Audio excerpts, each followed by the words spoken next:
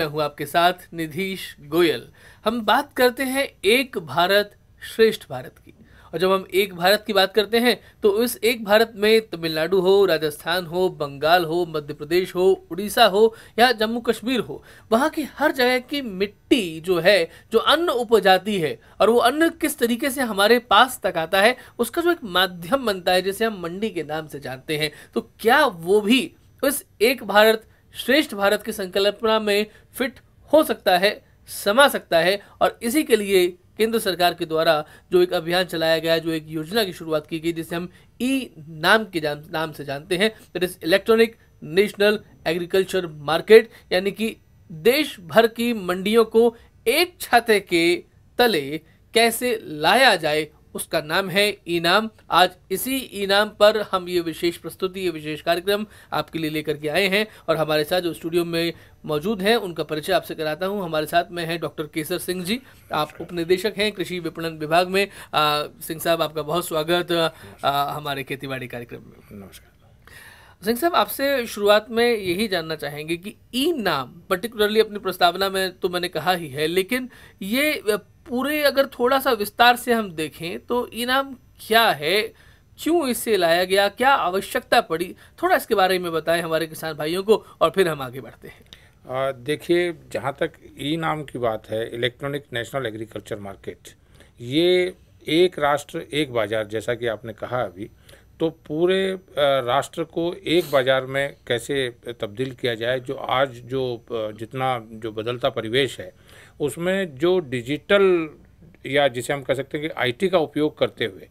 हम विभिन्न क्षेत्रों में आगे बढ़ रहे हैं, तो क्यों नहीं उसका लाभ किसानों को भी मिले। और किसानों को जो डिजिटल जो माध्यम का उपयोग, चाहे वो प्रोडक्शन हो, चाहे कृषि के जो और क्षेत्र हैं, उसमें मिला है, लेकिन कहीं न कहीं जो किसानों का एक कमज़ोर पक्ष है कृषि विपणन, या जिसको हम कह सकते हैं कि वो उत्पादन तो कर लेते हैं, लेकिन जब उसको बेचना होता है तो उसको किस तरीके से वैज्ञानिक रूप से बेचें, किस तरीके से पारदर्शिता से बेचें, इस अवधारणा को लेके भारत सरकार ने एक महत्वाकांक्षी योजना, जो कि ई नाम, जैसा कि आपने बताया, इलेक्ट्रॉनिक नेशनल एग्रीकल्चर मार्केट, जिसको हम राष्ट्रीय कृषि बाजार के नाम से जानते हैं, तो उसमें जो सबसे बड़ी जो अवधारणा है वो है देश की जो जितनी भी मंडियां हैं उनको एक नेटवर्क के रूप में जोड़ना, एक मंडी की जानकारी दूसरी मंडियों को मिलना। जैसा कि आज हम देख रहे हैं कि जो मंडियों के भाव हैं या मंडियों की आवक है, उसका जो जानकारी है वो उसी मंडी के व्यापारियों को या उसी मंडी के कृषकों को होती है। लेकिन आज ई नाम आने के बाद पूरे देश की मंडियों में कौन सी कृषि उपज किस मात्रा में आई है और उसका भाव क्या रहा है, तो ये जानकारी होने से एक स्थान का जो व्यापारी है वो, जैसे अगर जयपुर का व्यापारी है, वो जोधपुर में ये देखता है कि आज जीरे की अराइवल क्या है, उसकी क्या क्वालिटी है, तो वो यहाँ बैठा हुआ उस पर अपनी बोली लगा सकता है। और इससे जहाँ पारदर्शिता होगी वहीं प्रतिस्पर्धात्मक वातावरण भी बनेगा, और इस पूरे प्रतिस्पर्धात्मक वातावरण का लाभ कहीं न कहीं हमारे किसान भाइयों को मिलेगा। सिंह साहब, जो आपने बताया है, मुझे अगर मैं इस बात को, जो आपने बोला कि किसानों को फ़ायदा होगा, अब मगर मैं ये पूछूं आपसे कि किसानों को क्या फ़ायदा होगा, और किसान कैसे समझे इस बात को कि फ़ायदा तो हमें पहले भी हो रहा था, और अब जो फ़ायदा हो रहा है उस फ़ायदा लेने के लिए हमें आगे काम कितना करना पड़ रहा है। क्या हमें मुश्किल से उस एक मुश्किल वाली जगह पर जाना पड़ेगा, नई चीज़ों को सीखना पड़ेगा, और उस सीखने के लिए सिखाने वाले कौन हैं, हमें उसके लिए क्या अलग से कोई व्यवस्था करनी पड़ेगी, और उसके बाद में लाभ मिलेगा तो कितना लाभ मिलेगा, और वो लाभ कब तक हमारे पास आएगा। जो राजस्थान राज्य की जो 145 मंडियां हैं वो सभी ई नाम से जुड़ चुकी है। तो इसमें जहां तक लाभ की बात हम करते हैं कि पहले ई नाम के आने से पहले की बात करें, या जो कृषि विपणन के क्षेत्र में सबसे महत्वपूर्ण है उसकी उपज की परख या गुणवत्ता, तो राजस्थान में जो कृषि उपज मंडी समितियों में जो प्रयोगशाला स्थापित की गई हैं, उसमें सबसे बड़ा जो परिवर्तन देखने को मिला है, वो चाहे अपन सरसों को लें, चाहे गेहूं को लें, जो अन्य उपज हैं उनमें मॉर्फोलॉजी बेस्ड मशीनें लगाई गई हैं, वहीं ग्रेन एनालाइजर जो हैं वो भी लगाए गए हैं। और मैं आपको एक उदाहरण देना चाहता हूं, जो सरसों का जिसको अपन तिलहनी फसल कह सकते हैं, उसमें तेल में इसमें सरसों में तेल की मात्रा कितनी है और उसमें आर्द्रता कितनी है, उसके आधार पर बिकने से किसान का जो अच्छा जो क्वालिटी की जो सरसों है उसको उसका निश्चित रूप से ज़्यादा भाव मिलता है। तो पहले ये होता था कि जो सरसों है चाहे वो 38% तेल की हो चाहे 42% की हो, दोनों किसानों को एक जैसा पैसा मिल रहा था। अब जब किसान गुणवत्ता परख कर लेता तो वो एक निश्चिंत हो जाता है कि मेरी सरसों इस गुणवत्ता की है और मुझे इतना पैसा मिलेगा। तो ये एक प्रत्यक्ष लाभ देखने को मिल रहा है। इसके अलावा जैसे इसमें ई भुगतान की व्यवस्था है, तो उसको अगर उसके खाते में सीधा पैसा ट्रांसफ़र हो जाता है तो किसी प्रकार की कोई कटौती की या किसी प्रकार की उसकी संभावना नहीं रहती है। इसी तरीके से इसमें इलेक्ट्रॉनिक कांटे लगाए गए हैं, तो जो तोल है वो पहले जो तिपाई के कांटे और जिन पे की कहीं न कहीं ऐसी संभावनाएं रहती थी, तो अब तोल भी जो इलेक्ट्रॉनिक कांटों के माध्यम से बिल्कुल जिसको कह सकते हैं कि सही तोल और सही मोल, तो ये किसानों को कहीं न कहीं लाभ ई नाम से आने वाले समय में, क्योंकि अभी ये प्रारंभिक उसमें है, लेकिन आने वाले समय में जब धीरे धीरे इस जो व्यापारी और किसानों की मांग की आवश्यकता के आधार पर जो और भी आधारभूत सुविधाएं हैं वो विकसित होंगी, तो धीरे धीरे ये एक बड़े बाजार का, एक राष्ट्रीय बाजार का रूप लेगा और इसका लाभ किसानों को प्रत्यक्ष रूप से मिलेगा। सिंह साहब, आपने जो मशीनों की बात की, क्योंकि टेक्निकल युग है, तकनीकी युग है, तो इसमें उसे जानना बहुत ज़रूरी है, क्योंकि राजस्थान में अगर हम कश्मीर में जाएंगे तो अलग अलग भौगोलिक परिस्थितियां हैं, बंगाल में जाएंगे तो अलग है, राजस्थान में, केरल में अलग है। तो ऐसे में चीज़ नाम से वही रहेगी, लेकिन उसका साइज़ बदल जाता है, उसके गुण बदल जाते हैं, उसका खाने पीने का तरीका बदल जाता है। लेकिन क्या उसी अनुसार मशीनें भी बदलती हैं, या वो मशीन केरल में भी वही लगेगी, कश्मीर में भी वही लगेगी, चाहे भौगोलिक परिस्थिति कितनी भी अलग क्यों ना हो जाए? इसमें जो हम जो प्रयोगशाला परख की, जो कृषि उपज परख की बात कर रहे हैं, या आपने जैसा कहा कि कृषि उपज अगर बदलती है तो निश्चित रूप से मशीनें भी बदलेंगी, या उसकी जो असेइंग का जो है या उसको परख करने की जो मशीनें हैं वो अलग अलग होंगी। तो हम कृषि में अगर देखते हैं तो अगर वो उद्यानिकी फसलें हैं तो उसमें उनके परख करने के जो उपकरण हैं वो अलग होंगे। तिलहनी फसल है, जैसा मैंने बताया कि राजस्थान की मंडियों में जो grain analyser, oil testing machines जो हैं, जो तिलहनी फसलों की मुख्य रूप से तेल की मात्रा और आर्द्रता की मात्रा को नापता है, तो वो मशीनें लगाई गई हैं। अगर हम देखते हैं कि अगर कर्नाटक की हल्दी और तेलंगाना और कर्नाटक में जो मिर्च का या उसका है, तो वहाँ मिर्च की और हल्दी के संबंध में मशीनें लगाई हैं। तो इसमें भारत सरकार ने 175 कृषि जिन्सों के जो ग्रेड स्टैंडर्ड्स तय किए हैं, जो मानक तय किए हैं, उन मानक के आधार पे उन्होंने जो एक सजेस्टिव मशीन्स की लिस्ट भी उन्होंने दी और समय समय पे उसको अपडेट करते रहते हैं। तो उसमें आपकी जो आवश्यकता है, जैसे आज अगर रामगंज मंडी में हम देखें तो वहाँ धनिए के परख के लिए हमें मशीन चाहिए, और जोधपुर में देखें तो हमें जीरा के परख के लिए मशीन चाहिए। और चूँकि सरसों हमारी लगभग सभी मंडियों में आती है, तो सरसों की परख के लिए हमें अलग मशीन चाहिए। तो चाहे मसाला लेते हैं तो मसाले में उसमें कलर का या जो उसका जो साइज़ का, तो इन सब चीज़ों को देखने के लिए हर कृषि उपज की गुणवत्ता परख करने के लिए अलग अलग मशीनें उपलब्ध हैं, और जिस मंडी में जिस कृषि उपज की आवक होती है उसके आधार पर मशीनों की स्थापना की जाती है। सिंह साहब, आपने मशीनों के बारे में बात की, और चूंकि हम लोग ये जानते हैं कि इनाम जो है बेसिकली केंद्र सरकार की योजना है, लेकिन किसान केंद्र का, राज्य का, किसी जिले का नहीं होता। और जब हम अन्नदाता की बात करते हैं तो वो अन्न सब जगह जा रहा है, हर किसी के पास में जा रहा है, तो वो सबका है। तो अगर चूंकि आपने राज्य सरकार की बात की कि 145 मंडियां जो हैं वो जुड़ चुकी है, और शायद देश में अग्रणी राज्य के रूप में राजस्थान इस योजना के अनुसार जो है वो उभरा है, तो क्या राज्य सरकार ने भी केंद्र सरकार की इस योजना के लिए अपनी तरफ से किसान भाइयों के लिए कुछ अच्छी पहल की है जिसे प्रशंसनीय माना जाना चाहिए? देखिए, राजस्थान का किसान इस मामले में भाग्यशाली है कि हमारी जो राज्य सरकार है, राज्य सरकार द्वारा पहल करते हुए आज पहला राज्य है जिसकी सारी मंडियां ई नाम पे जुड़ी हुई हैं। जहां तक बात है कि जो केंद्र सरकार की योजना, और केंद्र सरकार ने वन टाइम ग्रांट जो एक बार जो मंडियों को दी है,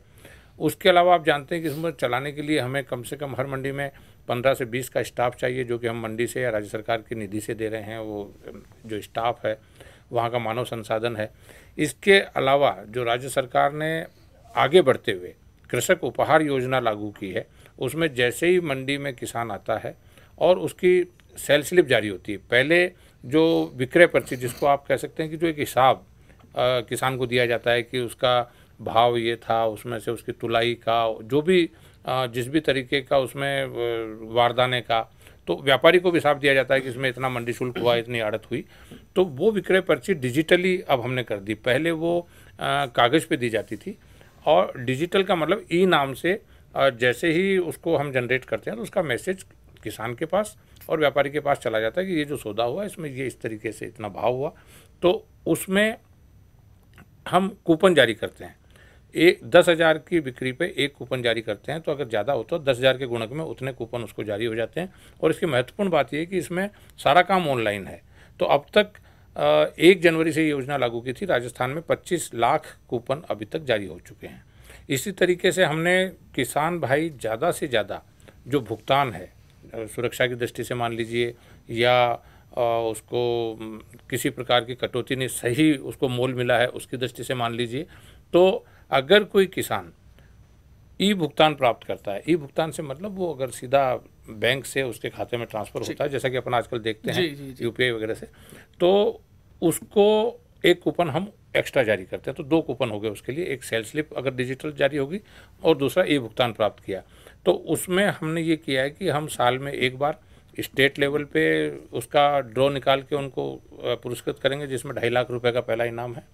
दूसरा, हमारे 10 डिवीज़न हैं, तो उनमें हम प्रत्येक 6 महीने में 1 जनवरी से 30 जून तक और 1 जुलाई से 31 दिसंबर तक के दोनों अवधियों के ड्रॉ निकाल के किसानों को सम्मानित करेंगे खंड स्तर पे। और उसके बाद जो हमारी 145 मंडियाँ, उन सभी 145 मंडियों में हम हर 6 महीने में जो भी ऐसे किसान हैं जो ई नाम पे अपनी उपज बेचकर और विक्रय पर्ची प्राप्त कर रहे हैं और ई भुगतान प्राप्त कर रहे हैं, उनको लॉटरी से पुरस्कृत करने का इस योजना में प्रावधान किया है। इसी तरीके से अगर ई भुगतान कोई भी किसान प्राप्त करता है तो जो हमें मंडी शुल्क मिलता है, उस मंडी शुल्क का 25% भाग हम ऑनलाइन उसके खाते में जमा करा रहे हैं। तो एक किसानों के लिए एक बहुत बड़ा इंसेंटिव भी है, और वो जाके अगर इस योजना का प्रचार प्रसार भी वो जाके करता है कि मैंने इस योजना के माध्यम से अपना माल बेचा तो मुझे इतना पैसा ट्रांसफ़र होगा। तीसरा, राज्य सरकार ने महिलाओं को मंडी में अपनी उपज बेचने के लिए और महिलाओं के खाते में पैसा ट्रांसफ़र हो अगर उनकी उपज है, तो उसमें सावित्रीबाई फूले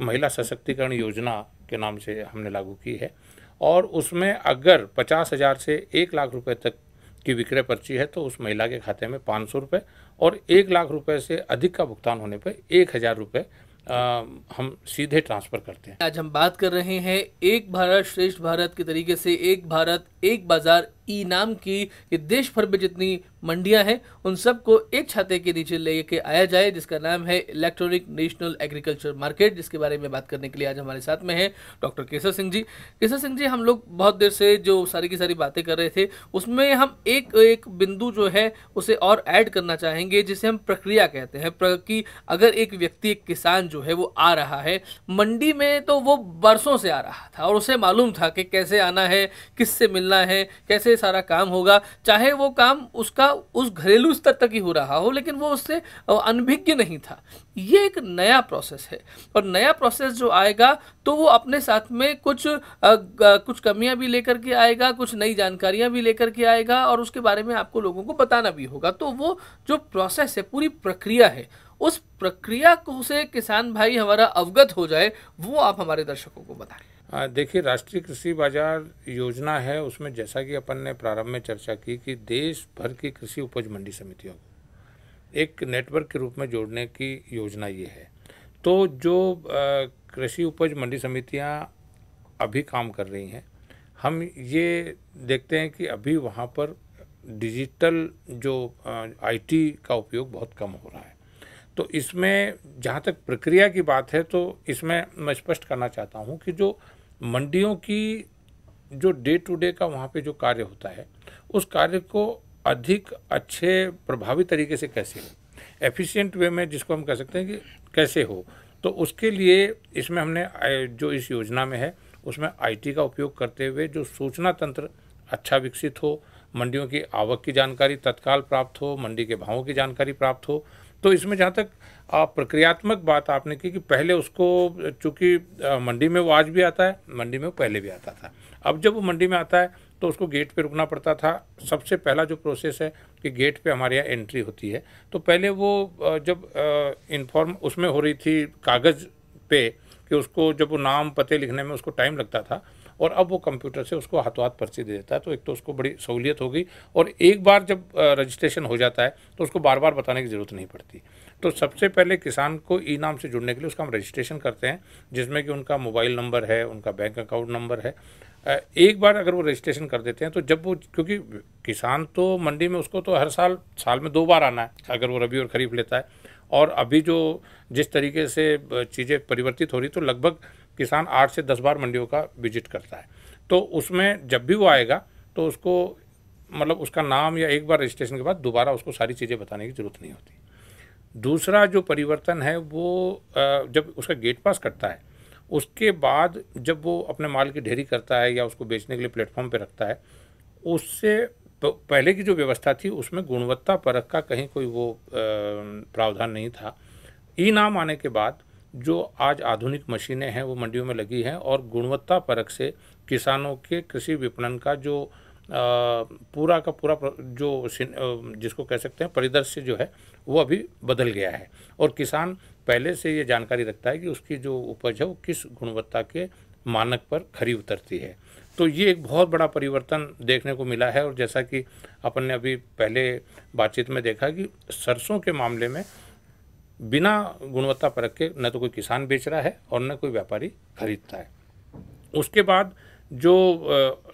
ऑक्शन की जो बात थी, जो नीलामी प्रक्रिया थी, जो पहले किसानों का जो ढेर था उस पर 2 या 4 व्यापारी आके और जो भी बोली लगाते थे और वो बोली फाइनल हो जाती थी। अब वो बोली पे वहाँ का व्यापारी तो लगा ही रहा है, बल्कि उसकी जो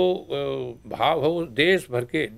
जो 1000 मंडियाँ जुड़ी हुई हैं उनके सभी व्यापारियों को नज़र आता है, और कोई भी व्यापारी उस पर बोली लगा सकता है। आज इस इनाम परियोजना के माध्यम से नवरन मंडी, बल्कि अंतर मंडी, मतलब एक मंडी से दूसरी मंडी और एक राज्य की मंडी से दूसरे राज्य की मंडी, तो ये एक धीरे धीरे परिवर्तन आ रहा है। तो इस प्रक्रिया में किसान का रजिस्ट्रेशन हो गया, व्यापारी का हम ऑलरेडी जो हमारे जितने भी अनुज्ञा पत्रधारी व्यापारी हैं उनकी सबको हमने रजिस्ट्रेशन उस पर किया है। तो व्यापारियों को रजिस्ट्रेशन कराना पड़ता है और किसान को वन टाइम रजिस्ट्रेशन कराना पड़ता है। तो जिसको गेट पास के बाद हम ये जो आपका सेइंग हो गया, परख का हो गया, उसके बाद ई नीलामी हो गई, और इसके बाद जो है ई भुगतान। तो ये सारी चीज़ें जब हम डिजिटली फॉर्म में परिवर्तित कर रहे हैं तो उससे पारदर्शिता बढ़ रही है, और ये पूरी प्रक्रिया जो है, जो कृषि उपज मंडी समितियां जिस तरीके से काम कर रही थी उसमें आधुनिक तकनीक का उपयोग करते हुए हम उसको और अधिक प्रभावी ढंग से कृषि विपणन की इस प्रक्रिया को प्रभावी कर रहे हैं। किशन सिंह साहब, आपने जो बात बोली है उससे मुझे एक और पॉइंट ध्यान में आया कि कई बार ऐसा हो सकता था कि आपकी गुणवत्ता शायद उतनी अच्छी नहीं हो, लेकिन आपका नाम जो है या आपकी साख जो है वो बेहतर है, इसके कारण से आपकी लाइजनिंग कुछ लोगों के साथ में अच्छी है, तो आपका माल जो है वो जल्दी बिक जाता था। लेकिन क्या अब हम ये मान के चलें कि आपकी तर्क शक्ति बहुत अच्छी हो या नहीं हुई हो, लेकिन आपका माल अगर बहुत अच्छा है तो लाइजनिंग की आवश्यकता नहीं पड़ेगी, आपको उसका उचित मूल्य मिलेगा? आपने कही कि किसान को लाइजनिंग करने की आवश्यकता, या किसान अपना सीधा बेचे और उसका विश्वास हो कि मैं बेचूंगा और मुझे अच्छा भाव मिलेगा, तो उसे जो ई नाम लाया इसीलिए गया कि जो कृषि विपणन में जिसको हम मीडिएटरीज कह सकते हैं, या जो मिडिलमैन जो बीच में है, चाहे वो आड़तिया हो सकता है, व्यापारी हो सकता है, वो बहुत सारे लोग और बीच में इसमें पूरी चेन में काम करते हैं। तो ई नाम के माध्यम से, चूँकि पहले वो जब मंडी में आएगा या किसी व्यापारी के पास जाता था उसको समय लगता था, आज वो अपनी उपज को ई नाम पे एक बार जब वो बिक्री के लिए चढ़ जाती है तो उसके बाद उसको किसी प्रकार की किसी से लाइजनिंग की आवश्यकता नहीं होती, क्योंकि एक डिजिटल प्लेटफॉर्म और सबको दिखता है, और जिस भी व्यापारी को दिखेगा वो अपने हिसाब से बोली लगाएगा, तो जो उस समय का उचित भाव है, जो प्रतिस्पर्धी भाव है, वो उसको मिलता है। किशन सिंह जी, बहुत धन्यवाद आपका, आपने इनाम के बारे में इतनी बेहतरीन जानकारी और बहुत विस्तार के साथ में और बहुत ही एक सामान्य लहजे के साथ में, जो एक आसान तरीके से हमारे दर्शकों को, हमारे किसान भाइयों को जो छोटे छोटे गांवों में, ढाणियों में भी रह रहे हैं और अपना काम कर रहे हैं और पहुंच बनाना चाहते हैं देश तक, तो मुझे लगता है कि सशक्त भारत, और सशक्त भारत होने के लिए जिसकी सबसे ज़्यादा आवश्यकता है वो है सशक्त किसान। तो सशक्त किसान, सशक्त भारत, शायद यही एक उद्देश्य है ई नाम का। एक बार फिर से आपको बहुत धन्यवाद देता हूं, और इसी के साथ में आज के कार्यक्रम में इतना ही। नमस्कार।